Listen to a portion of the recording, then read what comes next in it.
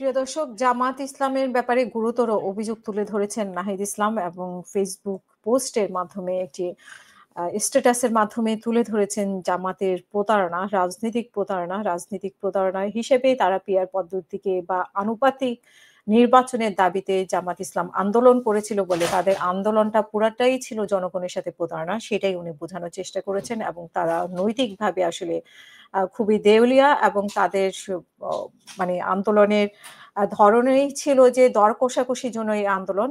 তারপরে তারা ক্ষমতায় যেতে চায় দর কষাকষি করে। এইজন্যই ছিল তাদের আন্দোলন।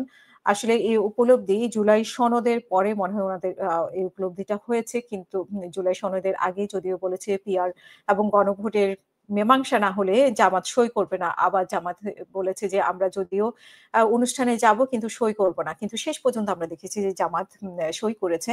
তো এখানে যেটা বলেছেন নাহিদ ইসলাম যে পিআর বা আনুপাতিক নির্বাচনের দাবিতে জামাত ইসলামের আন্দোলনকে সুচিন্তিত রাজনৈতিক প্রতারণা বলে মন্তব্য করেছেন জাতীয় নাগরিক পার্টির আহ্বায়ক নাহিদ ইসলাম। এবং আজকেই উনি ওনার ফেসবুক স্ট্যাটাসের মাধ্যমে বলেছেন যে জামাত ইসলামের পিআর পদ্ধতি নিয়ে যে তথাকথিত আন্দোলন শুরু করেছিল তা আসলে ছিল একটি সুচিন্তিত রাজনৈতিক প্রতারণা।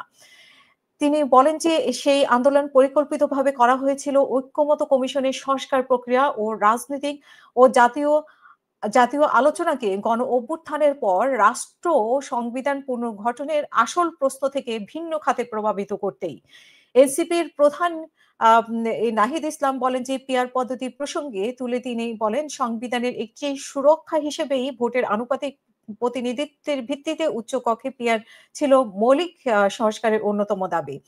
সেই অবস্থা থেকে আমরা উচ্চ কক্ষের পিআর দাবিতে একত্রে আন্দোলন গড়ে তুলতে চেয়েছিলাম এবং জুলাই সনদের আইনি কাঠামোকে একটি বিস্তৃত জাতীয় ঐক্যমতের মাধ্যমে প্রতিষ্ঠা করতে চেয়েছিলাম। কিন্তু জামাত ও তার মিত্র দলগুলো এই কর্মসূচিকে চিন্তাই করেছে। শুধুমাত্র পিআর পদ্ধতিতে আন্দোলন নিয়ে যারা চেষ্টা করেছে এবং নিজেদের হীন স্বার্থ পিআর আন্দোলনকে দর কষাকষির হাতিয়ার হিসেবে ব্যবহার করেছে। তাদের উদ্দেশ্য কখনোই সংস্কার ছিল না, ছিল কেবল কৌশলগতভাবে প্রভাব বিস্তার করা।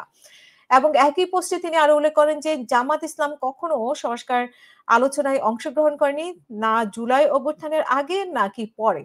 তারা কোনো কার্যকর প্রস্তাবও দেয়নি, কোনো সাংবিধানিক দৃষ্টিভঙ্গিও উপস্থাপন করেনি কিংবা গণতান্ত্রিক প্রজাতন্ত্রের প্রতি কোনো প্রতিশ্রুতিও দেখায়নি।